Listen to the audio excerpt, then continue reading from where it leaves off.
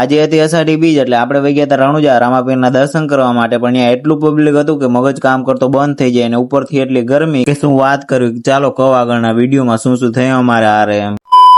પેલા તો બધાને ગુડ મોર્નિંગ ગાઈસ. સવારમાં ઉઠતા પહેલા જ મેં શું જોયું,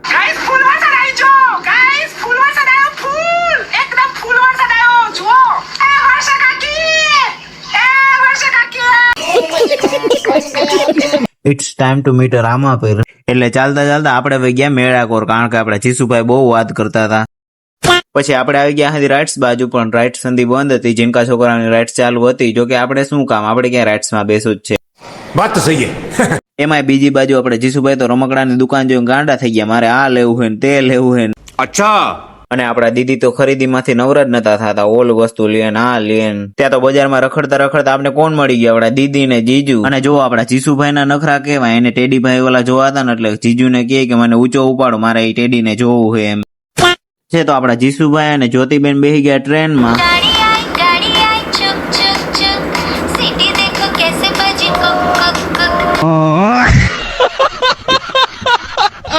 અને પછી એક એક ચણા મસાલાની પ્લેટ અને એક એક સોડા ઠપકારી લીધી. અને હા, પાણીપુરી નો વિડીયો ઉતારતા ભૂલી ગયો, પાણીપુરી ખાધી હતી હો. અરે કહેના ક્યાં ચાહતે હો.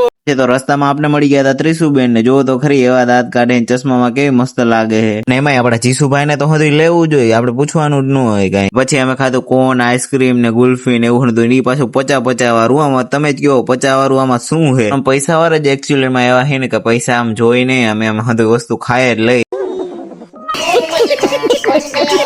અને જો આપડા જીસુભાઈ ના નખરા, કારણ કે એને બેટ ને દડો ના સ્ટમ્પ ને બધું લેવું હતું તો કે હું અહીંથી હલીશ જ નહીં, તમને મને લઈ જ દો ને એવા વાત કરતો હતો.